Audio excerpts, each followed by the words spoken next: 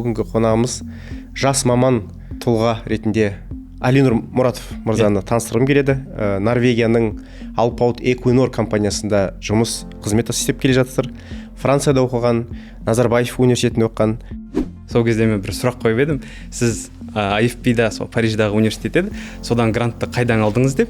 Сол кездегі жауап арқылы мен Total Energies'дің сайтына кіріп сол күні осы PSL-дағы грантты тауып алдым. Соған тапсырдым и өттім. Өкінішке орай мен сол ТШО-дағы практикам онлайн болды, жаңағы айтып кеткен ковидтен. Сондықтан біраз өзгеше болған шығар, басқалар өткеннен қарағанда. Бірақ алайда ең бірінші Alpaut компания болды. Мен өткен өте көп өзгерістері бар. Үлкен компания болғандықтан онда қауіпсіздік мәдениеті өте дамыған, жалпы жұмыс мәдениеті байқайсың, көп үлкен жұмыс істеп жүргені барлығы бірігіп үлкен нәрсені дамытқысы келгенін байқалады. Менің контрактым Харштад қаласында 8 ай Ставангер жұмыс істеуге мүмкіндігім болды. Сосын қайта Харштадқа келдім. Сонда ең несінде ғой? Ең солтүстік жер ол Hammerfest деген завод бар. Оның алдында сол Харштад бар. 6 ай қыз, 6 ай жаз сол жақта болады. Сол ашық болу, білімге құштарлық болу, батыл болу, керең деген енді. Жауапкершілік, бір-бірін туралы ойлау, сондай құндылықтармен жұмыс істейтін компания. Осы 4 біздің ең маңызды сөзіміз. Солар арқылы әрбір жұмыс жасағанда осы 4 нәрсе туралы ойлаймыз. Соның арқасында үлкен бір мәдениет дамыды компанияда. Сүйген мамандықтарыңызды таңдаңыздар. Кодты жасау, аналитика, бизнес аналитиканы жасауды кейін үйренуге болады деп ойлаймын. Қазіргі кезде көптеген курстар бар.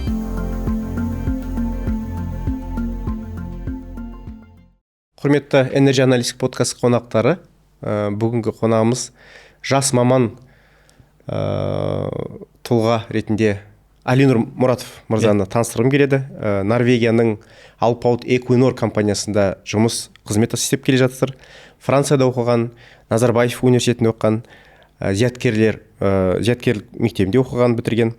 Қонақ өте маңызды деп ойлаймын, әсіресе студенттерге, жас мамандарға және келешектегі қазіргі осы Alpaut компанияларда жұмыс істеп жатқан өзіміздің бауырларымыз қандай тәжірибе алмасып келеді шетелде. Алинур мырза, қош келдіңіз. Саламатсыз ба, Абзал мырза? Шақырғаныңызға рахмет. Көп рахмет. Енді не дейміз енді? Бірінші әңгімемізді сол туған жерден бастайық, өскен жерден бастайық. Қайдан боласыз, Алинур мырза? Жалпы. Саламатсыздар ма, құрметті көрермендер? Бір кішкентай айта кететін дисклеймерім, бастамас бұрын подкастымызды. Менің айтылған ойым, өзім Equinor'ның ойымен дәл сәйкес келмейді. Сондықтан айтылған сөздерім тек менің жеке пікірім. Енді сіздің сұрағыңызға келетін болсақ, мен Семейде туғанмын. Семейде туып өсіп, 39-шы орта білім мектебінен бастаған едім. 7-ші сыныпқа жеткенде Назарбаев зияткерлік мектебіне түстім. Оны 6 медальға бітірген соң Назарбаев университетіне түстім. Назарбаев университетінде мұнай-газ саласында мамандығында оқыдым. Оны қызыл дипломға бітірген соң Total Energies'тан грант ұтып алуға мүмкіндік пайда болды. Соған тапсырғаннан кейін PSL деген университетке түстім. Қуанышыма шек болмады. PSL деген ол Париж Сен-Жермен ба? Paris Science Letters деген университет, Париждағы. Ондағы бірнеше мектептері бар, танымал. Мен соның Политех деген мектебінде оқыдым. Сондағы менің оқыған мамандығым энергетика саласы болды. Оның ішіндегі энергетика тиімділігі және көмірқышқыл газын ұстау, яғни сондай өзі күнделікті айтылатын жақсы тақырыптар. Ондай мамандар бұрын дайындалмайтын. Арнайы осы Total Energies соған грант бөліп, енді бізге жасыл энергияға жақын мамандар көбірек қажет деген сеніммен ашқан еді. Осы комбинация көп кездестіремді. Ништі бітірген, зияткерлік мектептерін бітірген түлектер Назарбаев университетіне түседі. Назарбаев университеті таңдау қандай немен болды? Неліктен Назарбаев университетін көбісі таңдайды? Қазақстанда. Менің ойымша, мен 7-ші сыныпта болған кезде ол әрбір оқушының бір арманы болды. Сол Семейдегі жаңадан ашылып жатқан мектеп, ол қандай да бір түсу да қиын, конкурс та үлкен болатын. Бәрі білетін, онда шетел мұғалімдері бар, көптеген ақша инвестиция салынады, бәрі соған ұмтылады да. Оның сосын бітірген адамдары, түлектері танымал адамдар бола бастайды. Сондықтан еститін болдық. Әке шешем де соған қызығып, маған тапсырып көр. Тапсырып көр деп айтты. Көр дедім. Тапсырып көрген соң өзім оқыдым. Балаларды, қасымдағы жүрген балаларды қатты ұнаттым, себебі барлығы білімге құштарлығы жоғары адамдар болды. Бірге оқыған түскен адамдар болды, қасымда бұрынғы жолдастарым да түскендер де болды. Солармен бірге өзіміз оқып, бір-бірімізге көмектесіп, жалпы ништің орны мен өмірімде үлкен, жоғары орында. Маған көп көмекті салды. Мемлекет мені көп нәрсеге үйретті. Назарбаев университетінде де соны таңдауға. Енді Назарбаев университеті, сонда мен түсінгенім, біздің алдымызда подкастта КБТУ бітірген қонақтар болды. Бірақ ол кісілер осыдан 20 жыл бітірген қонақтар. Қазіргі бітірген түлектердің көбісі Назарбаев университеті. Енді түсінгенім, кезінде КБТУ қандай болса, Назарбаев университеті қазір менің ойымша бір алғашқы университет. Қазақстанда бәлкім топовый да, ең бәлкім алда. Бірақ Назарбаев университетінің ішінде де түрлі нелер бар, салалар бар. Жаңағы мұнай газ бар, жер қойнауын жәндегі қазба нелерін зерттеу, тағы да басқа математика бар, сайенс жәндегі көп-көп. Неге мұнай газ? Назарбаев университетін түсіндік. Назарбаев университеті алғашында, енді мұнай газ Назарбаев университетінде мысалы мұнай газ деген кезде көбінесе политех, Сәтпаев келеді. Мұнай газ деген кезде КБТУ келеді. Тағы да. Назарбаев университетінің орны қандай мұнай газдағы деген бұл? Сұрағыңызға рахмет. Мен негізі мектеп кезімнен өзім ең жақсы көретін пәнім химия болған, оның қасында физика болған. Кейін сосын 11-12 сыныпта осы пәндерге тірелініп, қандай мен мамандық таңдай аламын деген сұрақ қойдым өзіме. Кейін бір кішкентай зерттеу жасап, интернетке кіріп, қандай мамандықтарға мен түсе аламын деген сұрақ қойдым. Екі мамандық мен есіме түсті, ол химия инженериясы және осы мұнай газ инженериясы. Сол екеуінің арасында енді таңдау болды. Біраз қызық. Семейдің жігіті, шығыстан, өзім отбасымда ешкім мұнай газ саласында істемеген еді бұрын. Өзіме қызық болды да, қалай барлығы жаңа нәрсе. Соны істеп көру. Жалпы отбасында қай салада болды? Жоқ, мен отбасым Абай ауданынан көшіп келген, Көкбай ауылынан. Профессия ретінде деген? Профессия, осы аграрлық, мамам мұғалім университетте, Шәкәрім университетінде экономика мұғалімі. Сондай жұмыстан шықтық, жалпы отбасымызда азық-түлік дүкені болды. Енді өтірік инженер болмаған бұрында. Бірақ мұғалім деген ол ұстаз ғой, ұстаздың өте мықты жаңағы ұрпақтарды әзірлейді, дайындайды келешекке, сондықтан фундамент мықты болып тұр дегенім ғой. Әрине әсері зор болды. Ендігі айта кететінім, Тау-Кен осы инженериясында әрбір сабағы бір мамандық ретінде қарастыруға болды. Мысалға, енді пәндеріне қарасақ, осы Тау-Кен инженерия бағдарламасына қарасақ, әрбір пәні бір жеке профессия ретінде қарастыруға болады. Мысалы, бұрғылау инженериясы, дриллинг инженеринг, немесе ұңғыманы аяқтау, well completion, немесе резервуар инженерия. Әрбір бір пән жеке сабақ ретінде оны сен бір маман болып кете аласың, әрбір пәнді оқып алып, терең білім аласың да, сондай көп мүмкіндіктер береді. Мұнай газ индустриясы үлкен ғой, онда бірнеше инженер болады. Тау-Кен инженериясы ол тек үлкен бір сала, оның ішінен көптеген инженерлерге бөлінеді. Ал біздің университет соған барлығын кішкене болса да оқуға мүмкіндік береді. Содан кейін студенттер өзінің ұнататын бағытты таңдайды, жұмыстарын тапсырады.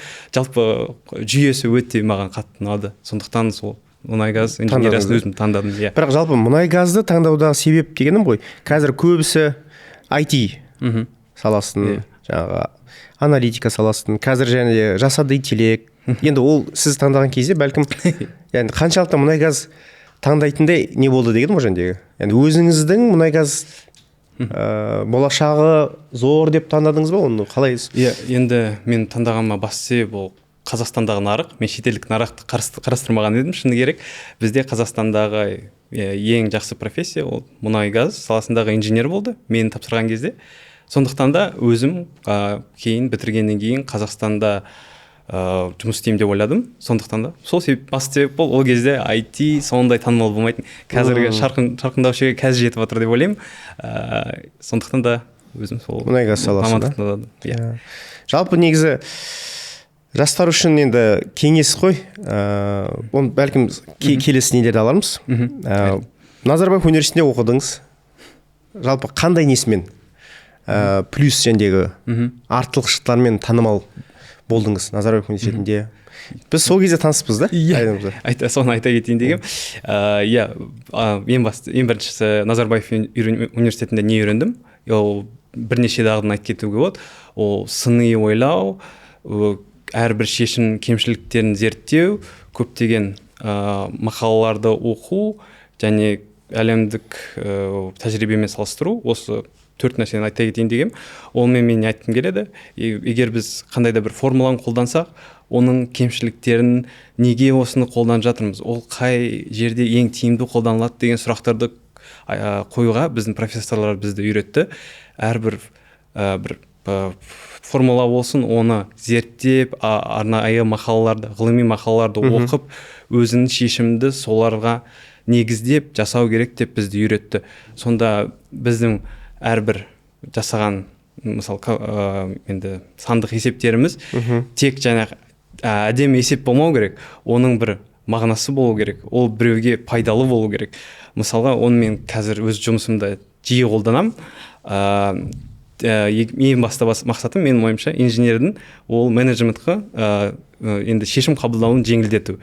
Мен инженер ретінде осы есептерді жеңіл түрде менеджментқа жүргізу керек. Мен өз сандықтарым, менің қандай қателіктерім, белгісіздіктерім, сандарымда қандай белгісіздіктер бар, қандай шектеуліктер бар, сонда ғана олар бәрін түсініп, осы сандарды дұрыс пайдаланады дегенді бізге үйрете білді деп ойлаймын. Ол өте маңызды бір дағды инженер болу үшін. Сіз қай жылдар оқыдыңыз негізі? Мен 2019-23-ке дейін оқыдым. 4 жыл, бакалавриат болды. Сізді кездескен сол жайлы айта кетсек, бізде Абзал мырза бізде спикер болды. SP-дан арнайы біздің университетке шақырып, өзінің тәжірибесі жайлы бізбен бөлісті. Сол кезде мен бір сұрақ қойып едім. Сіз IFP-да, Париждағы университет еді, содан грантты қайдан алдыңыз деп. Сол кездегі жауап арқылы мен Total Energies'дің сайтына кіріп, сол күні осы PSL-дағы грантты тауып алдым. Соған тапсырдым. Тапсырдым и өттім. Қай жылы ол? Сол 2019-да. 23-те. 23-те, бітіретін жылы. Бітіретін жылы тапсырдық. Сізге LinkedIn-ге жаздық, рахметіңізді айтып. Есімде. Негізі, сол түсінгенім, Total біздің кезімде 2007-де жылына 3 Қазақстаннан жіберетін студентті. Сол 3 студентке олар спонсор болатын. Демеуші. 3 студент жыл сайын жіберетін. Қателеспесем, кейбір жылдар бәлкім көп, кейбір жылдар аз. Сол 3 жылда жіберуін әлі жалғастырып келе жатыр да, түсінгенім. Total компаниясы, Total Energies. Нақты естімеппін. Мен өзім жеке сайттан тапсырдым, олардың арнайы бағдарламасын арқылы тапсырған жоқпын. Ол бүкіл дүниежүзілік немеге тапсырдым, соған тапсырдым. Онда Imperial College of London болды, IFP болды, PSL болды. Үшеуіне де тапсырдым, негізі қызығып. Сонда PSL таңдадым, себебі өзімді мамандығымды біраз диверсификация, білім дағдыларымды диверсификация жасағым келді. Бірақ IFP-да өте мықты университет, соны таңдағым келген еді. Керемет. PSL, Paris Science Letters, да? Соны айта кетсек. Яғни, ол жерде мұнай-газ саласы ма, әлде инженерия саласы ма? Энергия саласы деп аталды. Энергия саласы, да? Masters in Energy деп аталды. Өте халықаралық топ болды. Студенттер әртүрлі жерден барлығы өте мықты студенттер болды. Солармен бірге оқуға. Қанша елден болды? Айтылмай бір 25-20 өте үлкен группан болдық. Өзіміздің бір фотомыз бар түскен. Глобализация дей ма? Глобализация шын жүзінде. Көп нәрсеге үйрендік, көп халық туралы білдік, әркім әртүрлі жақтан мықты жақтары бар. Сол жағын бірге топта жұмыс істегендіктен онда көп осы топтағы жұмыс ол өте қатты бағаланады. Әрбір қағаз жүзінде бірдеңе тапсырсаң да топпен жасайсың. Сол жағында өте қызықты болды. Үйрену әркім әртүрлі есептеуін әртүрлі түрде жүргізеді, әртүрлі құрылғыларды қолданады, құралдар, программалар, бәрі әртүрлі. Қытайдың балаларында арнайы әртүрлі программалар, Американың арнайы басқа кейбір кезде есептер дұрыс шықпай қалады. Өте талқыласқан. Сонда қателеспесем 20-25 ел Америкадан да болды, Америка құрама штаттарында болды, Қытайдан да болды. Бір талай мемлекетте болды. Ирландия, Бразилия, Ливан, Қытай, Әзербайжан. Қызықты, себебі мен оқыған кезде 2007-те түстім, маған түскен кезде ұсынды. 4 ай, оларда 1,5 жыл негізі. 1,5 жыл оқиды, одан кейін жарты жыл практика өтеді. Ал Англияда болса 1 жыл тек оқиды, сөйтіп магистратура диплом береді. Францияның өзгешелігі сода да 1 жыл оқиды, жарты жыл практика.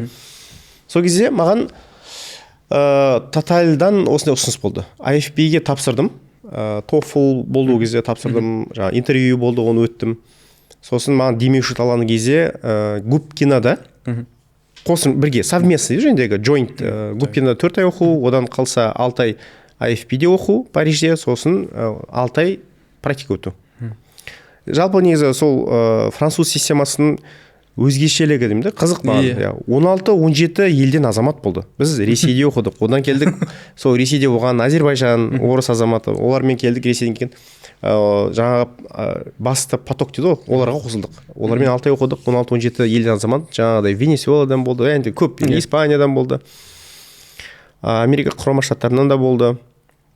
Сол одан кейін тәжірибе алмасу Тотальның өзі алды, жаңа Тоталь компаниясы алды. Қателеспесем, сізде де Тоталь демеуші болды. Одан кейін Тоталь практика өтті. Headquarters, ең басты зданиясында. Қалай өтті? Қалай сол жайында бір сөйлессек. Ол керемет практика болды. Үлкен ең басты зданиясы, яғни Тотальдың ол Парижде орналасқан. Онда негізі барлығы бар. Сондағы мен жұмыс істеген командам ол OneTech-ның ішінде MSPO деген департамент болды. Білмеймін, сіз Wish деген софтвер туралы естіп пе едіңіз? Жоқ. Соны софтверді құрған адам маған ментор болды, Пьер Беже деген кісі. Сонымен бірге тағы бір софтверді интерсектте дамытуды шештік. Соны бірге тестін жасадық. Сонда көбінесе программа жазу болды, оны тестін жазу, соны тексеру өте қызықты жұмыс болды. Ол кісінің 30-35 жылдай жұмыс тәжірибесі бар. Соны маған көп нәрсені үйретті. Ол басында геолог болған, сосын осындай программалар жасай бастады. Оның жұмысы маған қатты ұнады. Екі нәрсені бірге біріктіріп, жаңағы айтып кеткендей гибрид маман болу, екі нәрсені де түсіну, тәуелсіз болу, көп жақсы жақтары болды. Өте қызықты болды. Өзі тамағы да күшті, арнайы поварлары болды, бассейні болды, енді фехтование деген болды, клубтары әртүрлі, бәрі жұмыскерлерге барлығы жасалған. Тек жұмыс жаса, пайда әкел дегендей. Одан кейін Тоталь қалуды ұсынбады ма? Мендегі Эквинордың оффері уже декабрь кезінде, желтоқсан кезінде келді. Сол кезде мен енді HR-ға барып сұрадым, тағы тапсыра аламын ба деп. Менде офферім бар, сізге тапсыруға бола ма деп сұрағанда, ол кісі жоқ деді. Сенде офферім бар, сен бізге тапсыра алмайсың деп жауап қайтарды. Өте қызық жауап болды, бірақ өкінбеймін. Норвегиядағы кәдімгі жұмысым өзіме қатты ұнайды. Маған да сол қызықты. Тоталь мысалы жылда қаншама осындай елдерден студенттер алып оқытады. Бәлкім 100-деген, одан да көп студент алып оқытады. Қаншама ақша төлейді. 1,5 жыл бойы оларға стипендия береді. Өмір сүру үшін жәндегі жатақханада орналастырады, жәндегі документтеріне көмектеседі. Сосын өздерінде практика өткізеді. Сосын жібере салады. Ештеңе сұрамайды. Ештеңе сұрамайды. Қызық.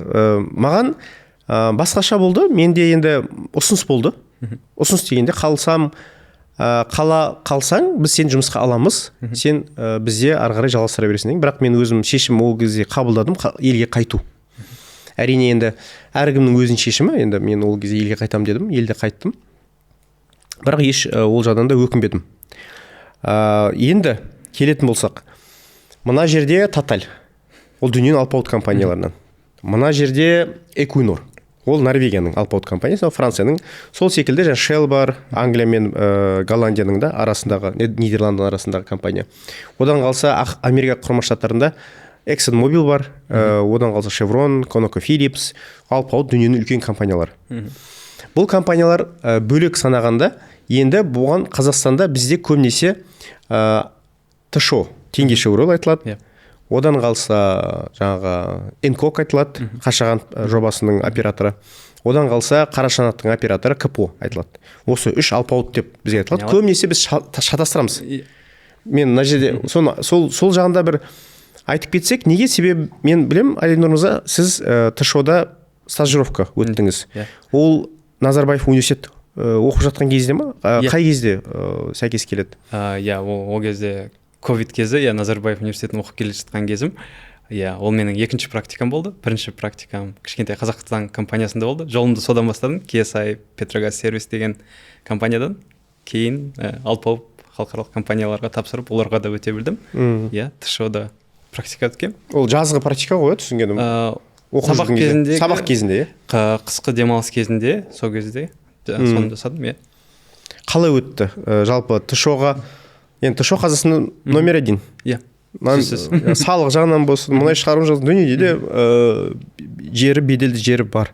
ТШО-ның айырмашылығы, мысалы, ол жердегі өткен тәжірибе туралы, неліктен ТШО болды, және қалай өтті, бөліп жіберсек ТШО бойынша. Айта кететін жағдай, өкінішке орай, мен сол ТШО-дағы практикам онлайн болды, жаңағы айтып кеткен ковидтен. Сондықтан біраз өзгеше болған шығар, басқалар өткеннен қарағанда. Бірақ алайда ең бірінші алпауыт компания болды. Мен өткен өте көп өзгерістері бар. Үлкен компания болғандықтан онда қауіпсіздік мәдениеті өте дамыған, жалпы жұмыс мәдениеті байқайсың, көп үлкен жұмыс істеп жүргені барлығы бірігіп үлкен нәрсені дамытқысы келгенін байқалады. Әртүрлі департаменттермен жұмыс істеуге мүмкіндік болды. Олар бізге лектор ретінде өзін лекцияларын айтып, таныстырып, қай жерде қалай жұмыс істейтін, мысалы мұнай өңдеу, су өңдеу, күкірт өңдеу, резервуар менеджмент деген групптың тау мұнай газ инженерлері келіп лекцияларын берді. Сонда біз ТШО-ны қалай мұнай өндіретін бізге түсіндірді, процесстердің қаншалықты қиын екенін, және олар қандай маман іздейтінін бізге айтты. Біз оның қиын екенін түсіндік сол кезде. Әрбір процесті сипаттай білу керексің, әрбір болып жатқан құрылғыда не болып жатыр, және неге осындай температурада, қысымда өтіп жатыр деген сұрақтарды қоя білу керек. Неге осындай материал таңдалды, сондай адамдарды іздейді. Техникалық жағынан өте мықты мамандар, бәріміз білдік, өтуге қиын болатынын да білдік, сол практика өтіп жүрген кезде. Бірақ өте өзгеше, өте барлығы. ТШО-дан тапсырғанның адамдардың бәрін ала бермейтін шығар, стажировка белгілі бір? Белгілі көбі почта арқылы тапсырады. TCO интерн деген почтасы бар, барлығы соған тапсырады. Аз адамды алады, әрбір университеттен 1-2 адамды алады. Солар барлығы бірге практика өтеді. Арнайы контракт жіберіледі. Ол ең бірінші контрактым болған шығар. Практика болса да арнайы бір 30 беттік контракты жіберді, соны толтыру қажет болды. Қай жылдары ол? Сол 2020-21. 20-21 жылдар. Сол ковидтің кездері ғой? Ковидтің кезі, сондықтан шыға алмадық. Сонда ковидтің кезінде де олар жаңағы қоғамдық әлеуметтік студенттер дамыту жобаларын жүргізген айтамын, тоқтатпай. Олар маңыздылығын білді де, оларға кадрлар керек қой, енді жаңадан кадрлар керек, жаңадан жұмысшылар керек. Енді оны тоқтатып қойсам, практиканың басқа енді жұмысқа кіретін адам да болмайды. Қызығушылықты арттыру үшін оны тоқтатпау маңызды деп санаймын. Сол бірге өткен студенттер арасында кейін ТШО-да орналасқан, жұмыс істеп бастап кеткен адамдар болды ма, студенттер? Әрине болды. Тұрақты контракт ретінде екенін білмеймін, бірақ 1 жылға контракт берілгенін естідім көбіне. Кейін сұрамадым, қызық сұрақ. Бірақ жұмыс істеп жүргендер бар, олармен сөйлесіп тұрамыз, олар бәріне риза.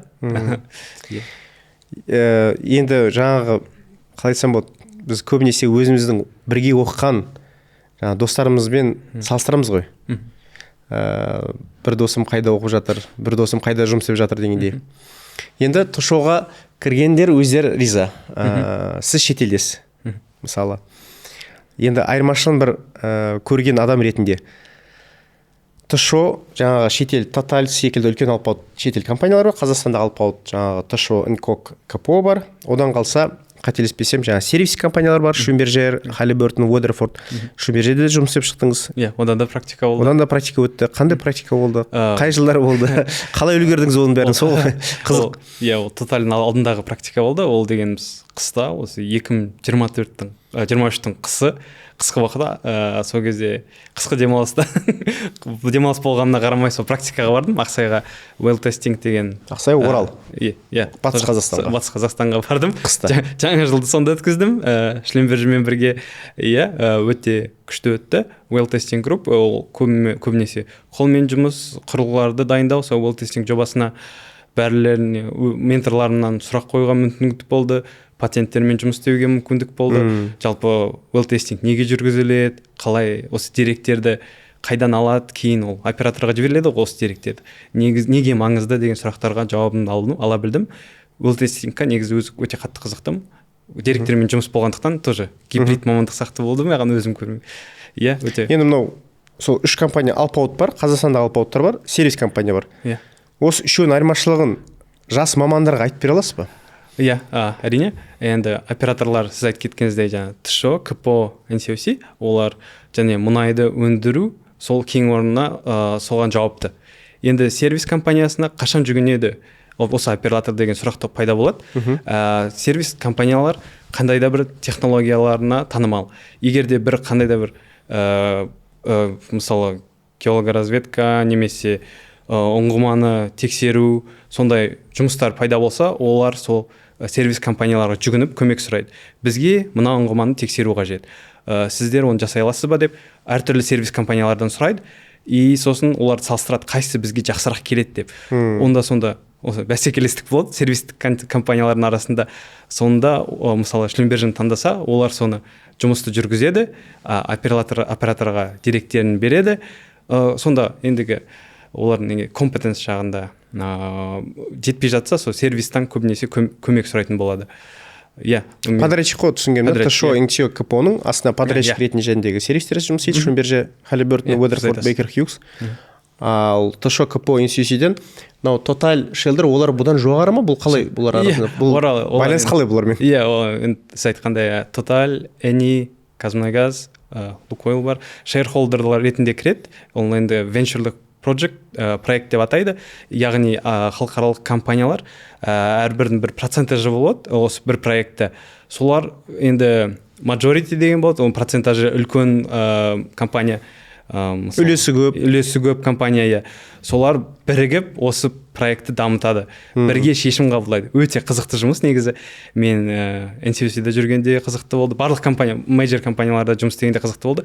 Әрбір компания резервуар инженерімен мысалы жұмысын салыстырасын, олар келісімге келмесе тағы қайта жасау керек. Өте қызықты жұмыс. Бәрі мықты білімді адамдарда. Енді бәрімен келісу қиын, бірақ әрбір кімнің әдістері әртүрлі, бірақ ең ақырында бір жақсы бір шешімге келеді барлығы. Иә, сонда таңғаласың. Өзін жалғыз компания ондай істей алмайды. Сондықтан да жан-жақты болу керек. Зерттеп, әрқайсының өзінің талдауы болады. Енді мысалы 2026 жылы түлек бітірейін деп жатыр едік Назарбаев университетін. Мұнай-газ саласын. Оған да қазір таңдау берілсе, өзіңіздің жұмыс енді жас мамансыз қазір осы сервис компаниясында ТШО-да өткен жолыңыз бар. Енді одан кейін шетелде қазір жұмыс істеп жатсыз. Жас студентке, түлекке қай жол бастан абзалырақ? Менің ойымша неғұрлым көп практика, өндірістік практика өту керек. Ең біріншісі өндірісті әрбір қырынан көріп, сен қай жағын жақсы көретінін түсіну керексің. Сен сол тау-кен өндіретін жерде вахтада жүргің келе ме, әлде офиста отырғың келе ме? Ең басты сұрақтар сол. Кейін өзін жақсы көретін тармақтарға бөлінеді ғой инженерия, тау-кен инженериясы. Сол тармақтан бір инженерия түрін таңдау, екінші қадам, үшінші қадам ол соларға тапсыру. Өту әрине өте қиын, бірақ өзін әртүрлі жағында әртүрлі дағдыларды дамыта білсең оған өтуге де болады, бірақ тоқтамай әртүрлі жерге қатыса білу керек. Тек қана енді берілетін материалды ғана, кітаптарды ғана оқымай, ізденіп, сыртқа шығып, қатысып, ұйымды, студенттік ұйымның қатысып, жарыстарға қатысып, хакатондарға қатысып, көріне білу керек. Сондай тапсыра беру керек қой. Иә, тапсыра беру керек. Қайсы бұйырса, сонымен бастап кете беру керек. Сол істеу керек, иә. Баста кетсеңіз, көп айтады, сервистен бастау дұрыс, себебі экспоужер көбірек болады, яғни сіздің көп нәрсеге жұмыс істеп көресіз, қолмен ұстап көресіз, бәрін өз көзіңізбен көресіз. Қазіргі көп инженерлер енді сыртқа шығып оператор болмаған, офиста отырып есептеулерін жасаса, оларды кейбіреулер менсінбейді де, сен онда болған жоқсың, сен оны көрген жоқсың деп жиі көретін. Иә, студенттерден жиі көретін. Сондықтан иә, көру керек, үйрену керек, білу керек, иә, қиындықтарын жеңе білу керек. Енді кейбіреулері мысалы Назарбаев университетін айтып қайтадан мысал ретінде бірде магистратура бастап кетеді. Ал кейбіреулер жұмысқа тұрып, одан кейін магистратура оқиды. Сізде бірден магистратура болды, түсінгенім. Яғни магистратура қаншалықты керек қазіргі заманда? Қазіргі заманда менің ойымша ол енді әрбір адамға әртүрлі. Егер сізде дайын жұмыс болса, неге бастамасқа дегенім ғой. Негізгі ең басты қиыншылық ол жұмысқа тұру. Қазіргі енді маркетта, қазіргі қоғамда енді тұру жұмысқа қиын, бәрі оны айта кетеді. Сол қиындықты жеңу үшін көбі магистратураға тапсырады. Сонда сенде көбірек дағдылар болады, артында қосымша диплом болады, атағым болады. Сол арқылы тапсырсам, көбірек енді шанс көбірек болады, иә. Соңында. Ал шанс көбірек болады, егер әсіресе ол шетелдік болса да, мысалы. Әрине, европалық диплом, енді мұнай-газ саласын алып келетін болсақ, қазір тағы да мысалы ғой, бір жас түлек бітірейін деп жатыр. Магистратураның мұнай-газ саласы немесе энергия саласында қайда оқыған абзалырақ? Қазақстанда ма, Европада ма, Европаның қай елдерінде, немесе Америка құрама штаттарында ма? Сол жағынан мен ойымша бір зерттеген деп ойлаймын. Зерттедіңіз, қай жаққа және империялға тапсырдыңыз, PSL тапсырдыңыз, үшінші бір университетке тапсырдыңыз. Империя, IFP. Енді онда бір таңдаудың несі болды, таңдау арқылы тапсырдыңыз. Ұсынысыңыз өзіңіз қазіргі келе жатқан жас маман, мысалы студенттерге. Менің ойымша Қазақстандағы университеттердің беретін білімі өте жоғары. Қазіргі мен өзім сезінем, ешкімнен кем емеспін. Мендегі бар білім күнде қолданылады. Мен өзімді жақсы сезінемін. Техникалық жағынан бос сөйлей аламын, менеджментпен бірге, басқа инженер коллегалармен бірге, әріптестермен бірге. Енді нудан бастап, кейін басқа магистратура оқығыңыз келсе, шетелге, мысалы, болашақпен түсуге болады, ондай да мүмкіндік бар. Бірақ айтқым келген сөзі, Қазақстандағы университеттердің күші, білімі, сапасы қазір жақсы. Ода да оқуға болады. Алайда егер сіз бір жақсы маман болғыңыз келсе, сізге шетелге шығу да мүмкін қажет болады. Себебі шетелге шығу арқылы сіздерге көбірек мүмкіндіктер ашылады. Қазір қарастырсам, европалық мұнай-газ компаниялары европалық дипломды талап етеді. Мен достарым көбі тапсырады, алайда танымал болмағандықтан әлі өте алмайды. Өте алмайды. Скринингтан сондайдан өте алмайды. Бірақ білімдері бар, білімдері өте керемет, күшті мамандар. Сондай бір барьер бар. Жалпы оқып алуда, жаңа сіз айтып кеткен сияқты, IFP университеті бар, өте өндіріске жақын. Кейбіреу компаниялар содан арнайы жібереді. Мен естігенім бар, Қазақстанда компаниялар арнайы спонсорствосын беріп, сондай университетке жібереді. Ол ең жақсы, енді осылай болса ең жақсы сізге. Сонда қазір бірге жұмыс істеп жатқан жаңа осы бағдарламамен кірген жас мамандар көбінесе Европа бітірген түлектер, түсінгенім. Сонда дипломның маңыздығы орасан болып тұр ғой, жұмыс қабылдаған кезде, әсіресе үлкен компанияларында да.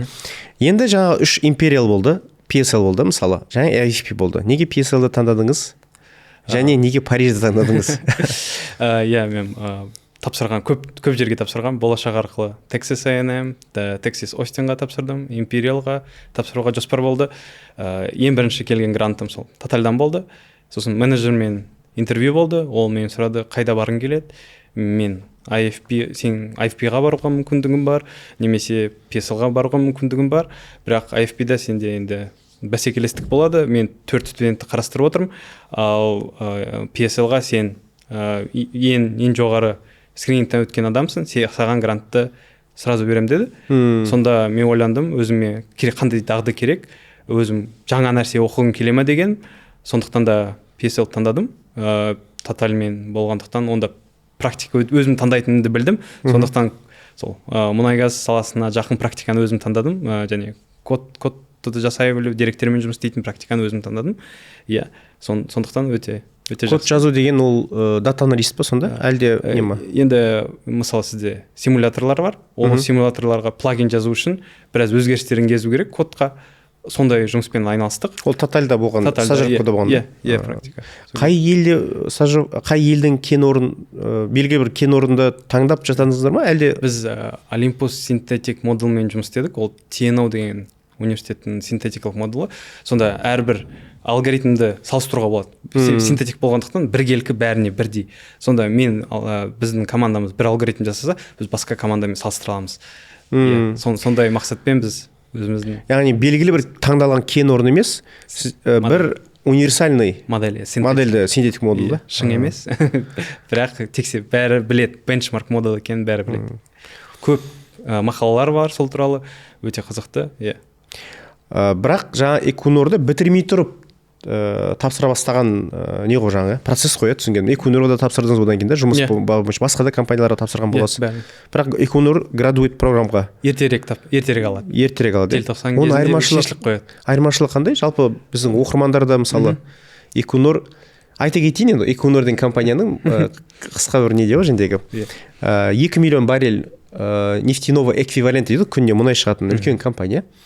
Қазмұнайгаз қазір 400-500 мың баррель шығаратын болса, Экунор оның 4-5 есесі, енді алып келген кезде. Қателеспесем, жұмыс істеп жатқан жұмысшының саны 20 мың айналысында. 25 мың айналысында, Қазмұнайгазда 50 мың мысалы. Қазмұнайгаздан 2 есе жұмыскер аз бола тұра, 4 есе жоғары өндірісі бар. Сондықтан дүниедегі қалай айтсам болады, Қазмұнайгаз неге мен салыстырып жатырмын? Себебі біз көбінесе айтады ғой, Эксонмен салыстырма, Шевронмен салыстырма, олар ұлттық компания емес. Ал Экунор ол 67% мемлекеттің үлесінде болған негізі ұлттық компания. Қарап отырсақ, сол ұлттық компания бола тұра осынша тиімділігін арттыра қалай білген компания да маған қызық. Себебі мен Экунорда жұмыс істемеген үшін Экунорда жұмыс істеген адам шақырып беріп отыр. Сондықтан сол бойынша әңгімені қозғасақ Экунор туралы. Жалпы Экунордағы жұмыстың басқа жұмыстар айырмашылығы. Тотальда жұмыс істедік, мысалда істедіңіз, ТШО-да істедіңіз, Шумбережде істедіңіз. Экунордың культурасы, мәдениеті. Экунордың ең бастысы салыстырмалы түрде Қазақстанмен айтқым келеді. Экунорды басында Қазақстан сияқты инвесторлармен бастаған, көбінесе ақш-тан келген. Ең бірінші тау-кен байлықтары ол мұнай экофистен келген сияқты. Сол арнайы Америкадан мамандар келді. Кейін Норвегияның бір мықты жоспары болды. Өздеріміздің мамандарымызды дайындағымыз келеді. Сондай ғана келісіммен Америкаға мұнай шығаруды рұқсат етті. Кейін 20-30 жылдан кейін барлығын өзіміз жасаймыз деген келісіммен сонымен алға жүрді. Қазір енді оның қорытындысын көріп отырмыз. Барлық мұнай кенінде көбінде оператор ретінде Экунор отыр. Мұнайын газын өздері таба біледі, өздерінің мамандары бар. Норвегияда туып өскен, шетелдің тәжірибесін үйреніп сіңіріп алғандар. Менің де негізгі Қазақстандағы арманым сол, егер біз өзіміз оператор болып жұмыс істей біле алсақ, өзіміздің кең орындарымызда сіздерде осы подкасттар талқыланған мәселе, ол әрбіріміздің арманы негізі. Солай істей білсек, жалпы мәдениетіне көшетін болсақ, Экунордың, олар көбінесе құндылықтардың базасында құрастырылған компания. Экунор бұрын Statoil болатын, 2018 жылы Экунорға көшкен. Ол кезде жаңа values, құндылықтар пайда болды. Олар төртеу: caring, courageous, collaborative and open. Сонда ашық болу, білімге құштарлық болу, батыл болу.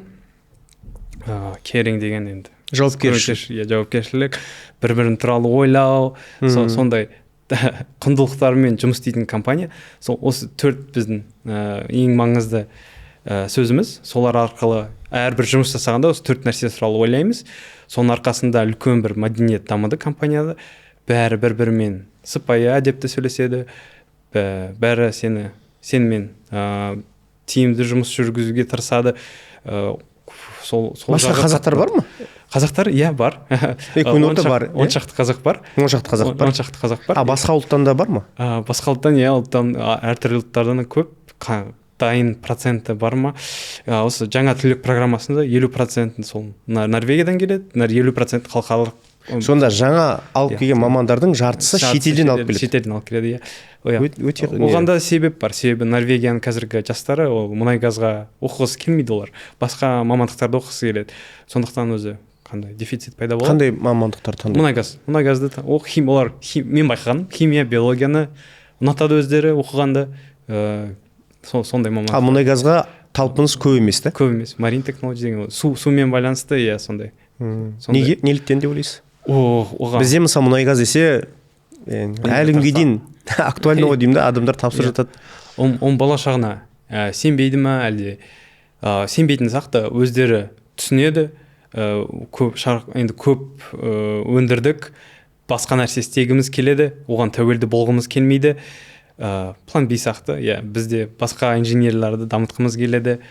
Солай деп ойлаймын, дәл жауабын айта алмаймын, өкінішке бар. Бір жағынан кірі деп айту да мүмкін де, лас деп айту мүмкін. Ондай да сөздер болып тұрады, экологияны жақтайтын адамдар болады. Бірақ жалпы компанияның өзі ұңғымаларды арыда бұрғылауға әлі жоспары бар. Қай қалада жұмыс істейсіздер негізі? Менің контрактым Харстад қаласында 8 ай Ставангер жұмыс істеуге мүмкіндігім болды. Сосын қайта Харстадқа келдім. Харстад деген ол? Харстад солтүстігінде, полярный полюс, за поляром деп аталады. Өте қызықты жер. Тронхайм деген жақтар ғой? Содан біраз алысырақ. Алысырақ, Тромсон маңында деп айтуға. Тромсо жақта, Сонда ең несінде ғой, Ең солтүстік жер ол Хаммерфест деген завод бар. Оның алдында сол Харстад бар, Алтай қыс, Алтай жаз сол жақта болады. Сол, Оны біледі екенсіз, өте. Маған қызық. Ерекше жер. Өзім жоспарлап жүрмін, негізі. Бір сәті келсе. Ол жаққа барып жатсам да алдын ала айтамын, әрине. Бір көрсететін боларсыз. Әрине. Ерекше жер. Ерекше, маған 50% білмеген екем. 50% деген өте көп.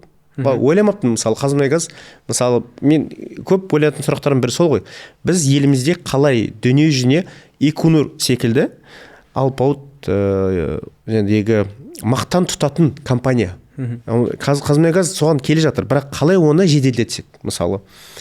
Демек, Экунурдың құндылығының ішінде тек қана мықты мамандарды алу емес, шетелден де мамандарды қосу арқылы жан-жақты ойлана алатын жастардың несі да? Алып келсек, тобы. Техникалық тәжірибесі бірінші орында емес, сол маған таңғалдырады. Ең бірінші сен құндылық жағынан компанияға сай келу керексің. Екінші енді степ ретінде сен техникалық жағынан мықты маман болу керексің. Сонда олардың бір профилі бар. Өздері адамдарды зерттеп, түсінген қандай адам бізге керек, қандай адамдар жақсы жұмыс істейді, сол профильге байланысты өздері жұмыс қылады. Демек құндылықты бірінші қояды. Бірінші қояды, әрине. Одан кейін барып білімді қояды. Білімді өздері үйретіп аламыз деген, сөйтіп өздерінің арнайы программалары бар. Бұл басқаша екен, мен шыны керек ойнап. Демек, астарында осы құндылықтар жатыр ғой. Яғни білім жаңағы айтады ғой, тәрбие алмаған білім адамзаттың қаш сойу деген секілді. Шыны керек бірінші тәрбиеге қарайды екен. Жалпы экспат болу қалай Норвегияда? Экспат қой енді. Экспатсыз ғой. Экспат болу қалай?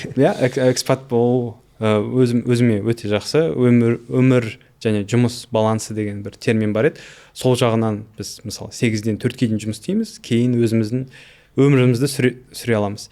Көп мемлекеттерді байқадым, олар енді өмір сүру үшін жұмыс істемейді. Work-life balance дейді жаңа. Олар жұмыс істеу үшін өмір сүреді дегенде, сол керісінше болады, work to live, live to work, сол айырмашылықтар қатты сезінеді.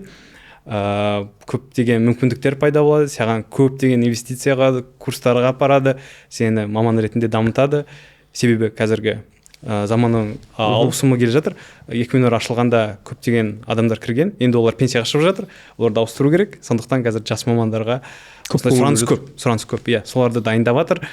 Иә, сондай болжап отыр, сондай нәрсе болады. Біз оған дайынбыз деген айтпен. Ұнамаған жағына, күтпеген жағы мүмкін білмеймін. Әрине мәдениетті үйрену, жаңа тілді үйрену. Біздің әріптестеріміз норвеж тілінде сөйлейді көбі өзінің арасында. Біз де соны үйренуге тырысамыз, бірақ жұмыста ағылшынша сөйлейміз. Иә. Тіл қалай жалпы? Тіл өзіме қиындау болып жатыр, бірақ үйренуге болады. Скандинав тілдері өте бөлек, басқа тілден қарағанда. Бірақ үйренгің келеді, себебі көбірек білгің келеді әріптестерін. Викингтердің киноларында көргенде ойлайсың ғой қандай тіл деп, сол секілді. Басқаша. Иә, соған қызығасың. Ал енді сол енді құндылыққа негізделген компания болса, мысалы шетелден келсеңіз, қандай құндылықты бірінші енгізер едіңіз Қазақстанда, мысалы кез келген бір компанияда? Мен егер келетін болсам, ол әрине әділдік. Қазақстанда көптеген проблемалар бар. Әрине ол беске келетін бірінші нәрсе ол непотизм, яғни өздерінің туысқандарыңызды жұмысқа алу, жалақының теңсіздігі. Соларға қарсы тұру үшін енді құндылықтар қажет. Менің ойымша ол жауапкершілік, сол әділет. Меритократия, да? Иә, солай болу керек. Норвегияда бір өте өзгеше ортада мен мысалы өзім әріптесімнің жалақысын қарай аламын. Өзімнің менеджменттағы басқарып отыр, бәрі ашық негізі, ашық көре аласыз. Сонда ешкімнен енді бәрі бір-бірін біледі. Сондықтан сондай ортаны қалыптастырғанда енді құпия жоқ қой. Құпия жоқ. Енді Қазақстанға енгізуде қиын, бірақ тырысуға болады. Жалпы құндылықтармен жұмыс істеу, тәуелсіз, ашық болу, иә. Еңбекке бағалай білу дегендей. Иә, сондай. Меритократия ғой, түсінгенмен бірінші үйрете білу, иә. Енді бұл жерде айта келелік, Қазақстанда енді үлгі ұстар компания бірінші ойға теңге шеврол келеді. Одан келсе басқа компаниялар келе береді. Көбісі мақтайды. Неге дейді? Мысалы, олар қызметкерлердің әл-ауқатына көп көңіл бөледі. Көп көңіл бөледі. 96% жергілікті маман. Бәлкім ол белгілі уақытта 100%-ға жететін шығар, бәлкім. Бірақ 30 жылдың ішінде, 30 жылдан аса уақытта 96% мамандың жергілікті азаматтардың алуы үлкен негізі көрсеткіш. Таңғалып отырмын я шын. 96% деген. Спорттан бастап жалпы ол компанияның өзіне нелер бар, ішкі құндылықтар бар. Спорттан бастап психикалық денсаулыққа дейін жаңа қолдайды, мұндай шаралар шын мәнінде маманның тиімділігіне әсер ете ме? Жалпы, яғни сіз жаңа жан-жақты айттыңыз ғой, Эквинорды айттыңыз, Тшода да айттыңыз. Осы бір мамандың жан-жақты дамуына алдын ала компанияның қолдауы қаншалықты оның жұмысқа деген құлшынысын, жалпы қоғамға деген құлшынысын арттырады? Иә, өте маңызды сұрақ. Шынында да естуімше теңгезде барлық жағдай жасалған. Спортпен айналысуға, өзінің басқа да ойындар ойнауына барлық жағдай жасалған. Эквинорға келетін болсақ, бізде де ол барлығы бар. Егер біз бір үзіліс алып теннис ойнағымыз келсе, үзіліс алып тренировка жүгіріп спорт залға барғымыз келсе, оған рұқсат етеді. Сондағы бізде мен ойымша ол сен жұмыскерлерді осы арқылы ынталандырасың көбірек жұмыс істеуге. Барлығы енді қуанып жүргендіктен, қуанып жүреді спортпен айналысқандықтан. Сол кездегі жұмыс істегің келеді, қуанып жүресің, қайта офисқа ертең барамын деген ой болмайды. Выгорание болмайды. Иә, оны күтіп жүресің енді. Апатия болмайды. Келесі күні ойлап жүресің. Құлшыныс болады. Иә. Мотивация болады. Иә, дүйсенбі қашан болады, волейбол қашан ойнаймыз деп, соны күтіп жүресің күнде. Соған барғың келіп отырады. Жұмыс енді уақыт өткізу үшін өзің жұмысын ұнатсаң да, қандай бір жұмысты істеген кезде сода бір ассоциация пайда болу керек қой. Ол иә положительный болады, жәндегі оңды болады. Иә, сол жағынан болады.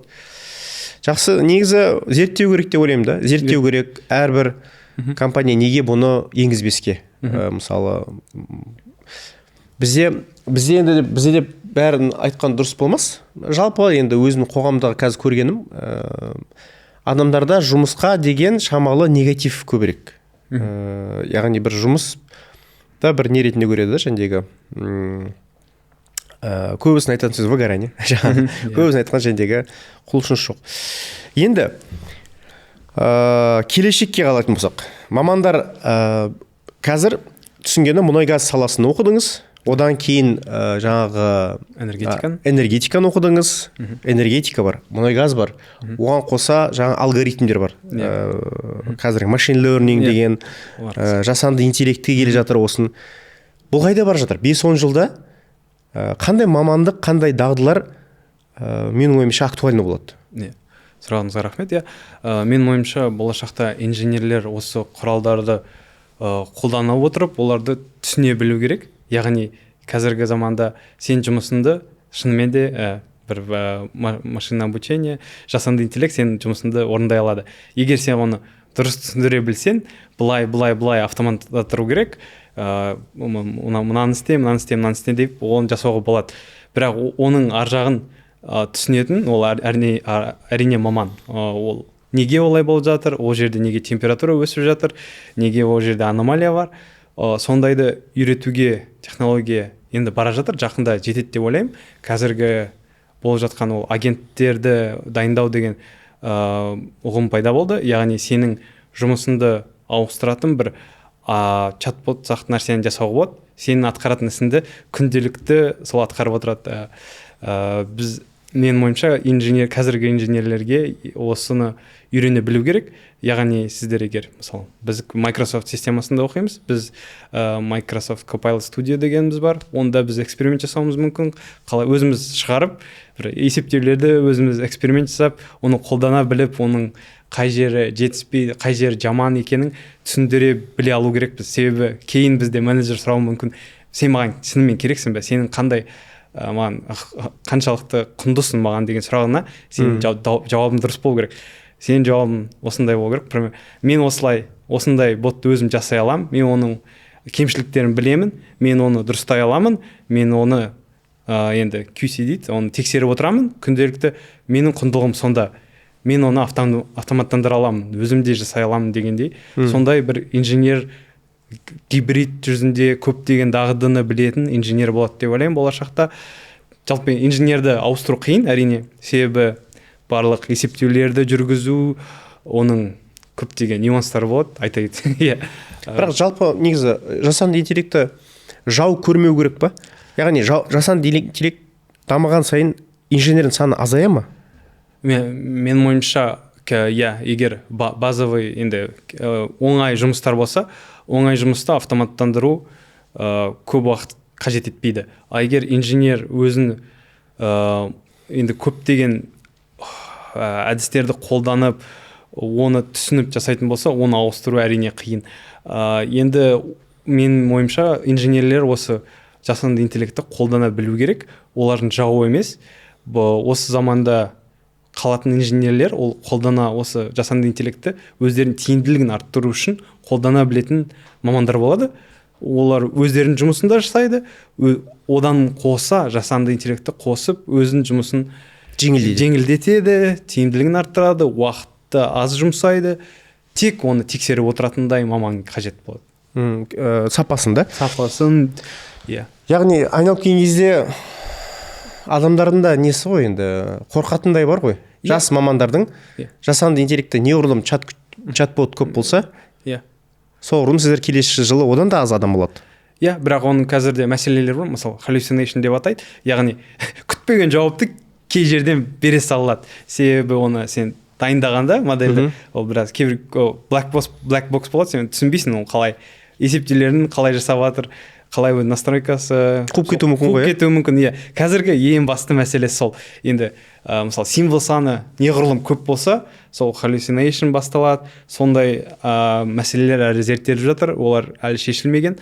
Сондықтан да барлығы көшпей отыр. Бірақ көптеген компания эксперимент жасап жатыр. Жалпы негізі таныстар, достар, өзіңізден кейін келе жатқан жаңағы бәлкім курста Назарбаевта оқып жатқан, немесе PSL-да оқып жатқан студенттер сұрақ қоятын шығар бәрібір.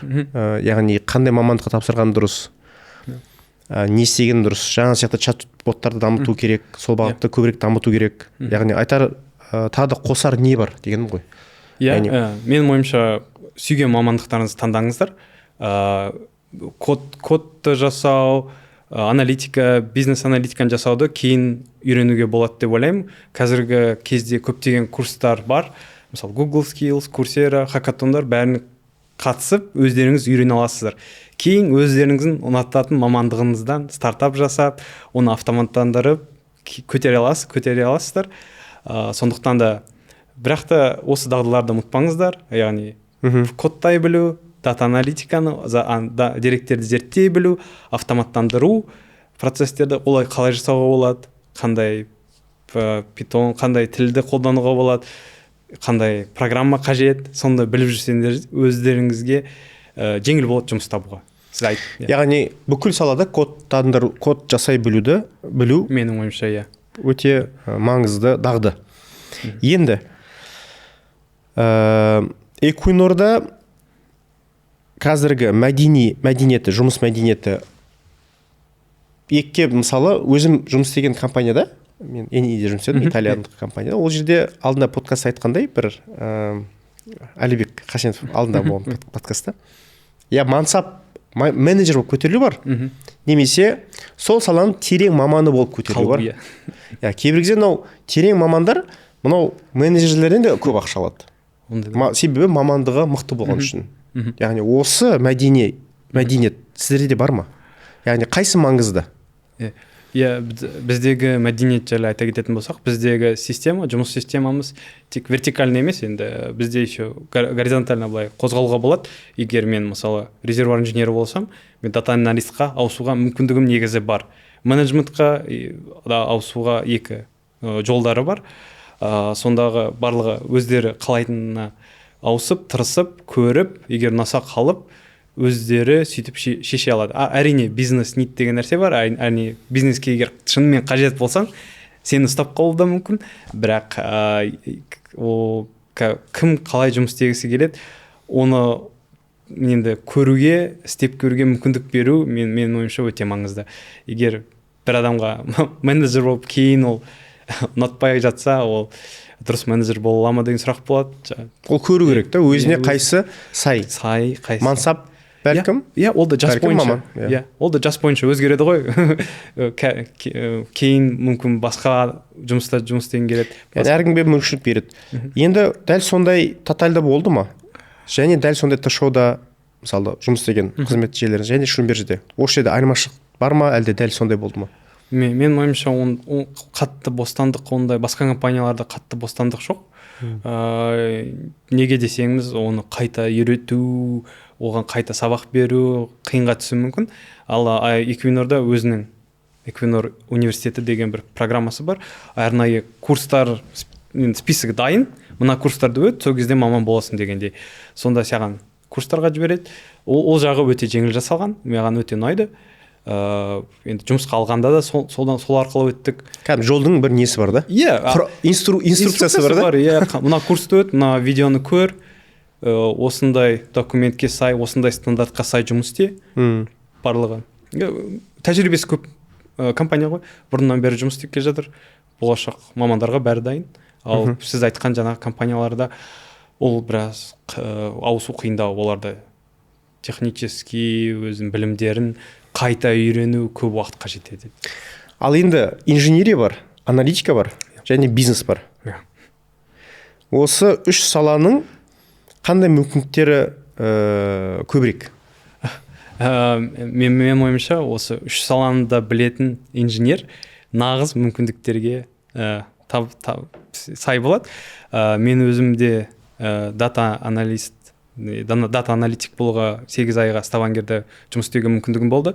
Мен Low Code Solutions дайындадым. Ол яғни Microsoft-тағы Microsoft Fabric, Power BI, Power Automate, Power Apps соларды қолданып біздің компанияға қажет программалар, шешімдерді дайындадым. Сол кезде мен деректердің маңыздылығын, менеджментке қандай сандар керек, менеджментке арнайы бір дэшбордтар дайындадық. Әрбір KPI, қандай сандар маңызды, неге ол сандар өзгереді, неге күнделікті оны жаңартып отыру керек. Сол кезде ғана түсіне білдім. Сол кезде енді инженерлер өз сандарын дайындайды, ол дерек болып сақталады, терабайт болып жатады, и оны ешкім қолданбайды. Ал сіздің бизнес аналитингіңіз ол оны қолдана біліп, өңдей біліп, ары қарай жеткізу керек. Енді осы екі адамның арасында middleman, орта адам болмау қажет деп ойлаймын.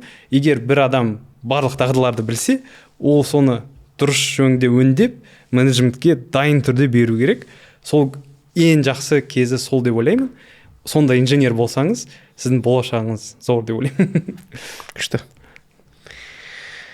Бәрі керек қой. Иә. Бірақ енді инженерден бастап ары қарай бизнеске айналдыру.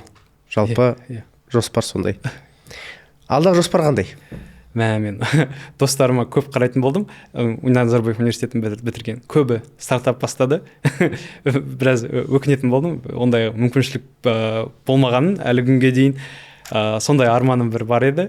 Өте қызықты жұмыс сақты.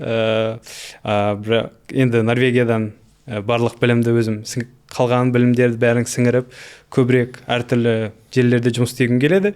Кейін мүмкіндіктер пайда болса Қазақстанда оны да қарастыруға жоспарым бар. Бірақ қазіргі өзім 1,5 жыл ғана жұмыс істегендіктен әрі Қазақстанға 5 жылдан ғана алама жұмысқа, сондай бір трендті байқадым. Сондықтан да жұмыс істеу керек, көп нәрсені үйрену керек. Әлі ештеңкені білмейміз. Сөйтіп сөзініп. Жолдың басындасыздар ғой. Иә, жолдың басындамыз. Яғни біреу бар спринтер, біреу бар марафон дейді. Сондықтан жолдың несі ғой, шарты өзінің. Сондықтан асықпау керек, әр нәрседе байымен ептеп сол мақсатқа жету үшін жүру керек. Жолды қайтадан бастау керек болса, нені өзгертер едіңіз? Мен бір практика өткен кезде NCUC компаниясында бір маманды көрдім. Ол дабл мейджор жасаған, сонда мұнай газ инженериясын оқыған и компьютер сайенс деген ол программирование. Сол екеуін бірге оқыған кісі. PSO нейді ма? Жоқ, NCUC компаниясында бір инженерді көрдім. Керемет маман болды. Ол симуляторда код қалай жұмыс істегенін түсінді, резервуардағы сандарды қалай интерпретация жасауға, оны қалай қолдануға болатынын түсінді. Ондай маман өте бағалы болады. Сирек, керемет сирек. Он екеуінде кодты да білу, кодты да білу, инженерді да білу, екеуінде бірлескен өте аз. Инженерлер құралдарды қолданады ғой, оның бәрінің артында код қой негізі. Есептеулер бәрі код арқылы жүргізіледі, автоматтандырылған. Оны егер сен түсінбесең, кейбір сұрақтарға жауап бере алмауы мүмкін. Ал егер сен кодты қалай жасап, ананы қалай дайындау екенін білсең, плагиндерін жазып, өзгертіп, өзін эксперимент жасап, пайда таба аласың да, өз компанияна көбірек мүмкіндіктер аша аласың. Әрине. Сіз өзіңізді көп инженер деп ойлайсыз ба, әлде айтишник деп ойлайсыз ба? Мен айтишник деп өзімді атай алмаймын. Себебі айтишник достарым бар, өздері мазақ қылады. Көп нәрсені білмейміз. Енді өзіміз үйреніп жүрміз. Хакатон курстарға қатысып, әлі үйренетін нәрсеміз көп. Кодты жазғанда арнайы бір тиімді жолдары бар, оны тек университетте оқисың, соларды қайта үйрену қиынырақ негізі. Conventions деп аталады, яғни әрбір бір шаблон сақты нәрсені соны ұстау керек. Оны барлығын түсіне білу өте қиын жұмыс. Әрине. Қазақстан қайту жоспары бар ма? Әрине. Бірінші өзімді жақсы маман ретінде өсіру, яғни үйрену. Көпшілік шетелдік тәжірибе қатты бағаланады деп естігендіктен шетелге жұмысқа барып жатырмыз. Сондықтан кейін жұмыс табу оңайырақ болуы мүмкін деп ойлаймын. Кейін Қазақстанда білген нәрсемді қолдан қалуға мүмкіншілік пайда болатын шығар. Ол деген басты арман. Енді қалай жүретінін білмейміз. Көрейік. Әрине. Елге деген қызмет. Ол шетелде жаңағы маман басқа бір алпауыт компанияда жұмыс істеп, ол жерде тәжірибе жинап, ол да ұзақ мерзімді бір жоспар енді айналып келген кезде. Яғни елге қызмет етем деп білім болмаса, елге қызмет етем деп тәжірибе болмаса, өмірлік.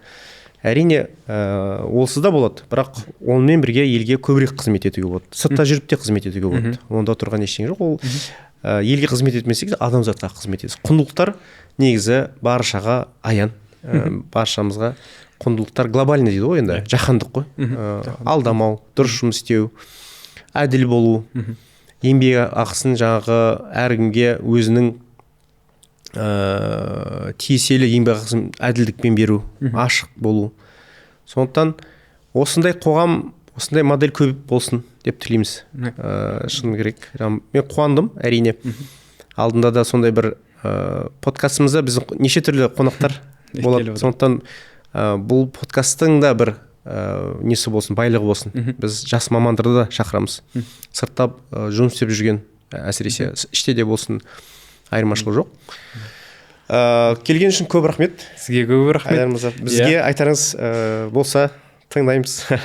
Ұсыныстар болса, подкаст бойынша болсын, басқа да нелер бойынша. Подкасттарыңызға рахмет. Әрдайым Қазақстанды сағынатым. Парижде жүргенде осы подкастты қосып қойып метрода сөйтіп үйіме дейін жететім. Қазақ тілін тыңдап өте қатты сағынатым. Техникалық білім жағында да өзім дамимын. Подкастты көріп көптеген спикерлерді тыңдайсың. Мысалы кейбір кәсіп стартаптар, мысалы Директнет не екенін мен бұрын естімеппін, бірақ проекттері өте қызықты. Енді Қазақстанға көптеген өзгерістер бола ма?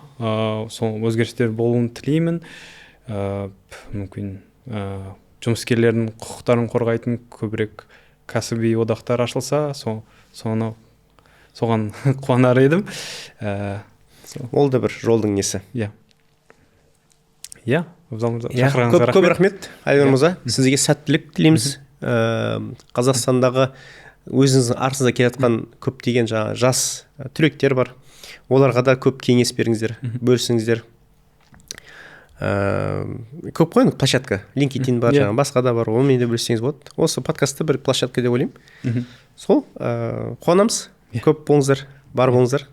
Көп болса, көл болады дей ма? Көп түкірсе, сондықтан көп болайық, аман болайық. Сол. Жақсы, сау болайық, сау болыңыздар. Көп рахмет.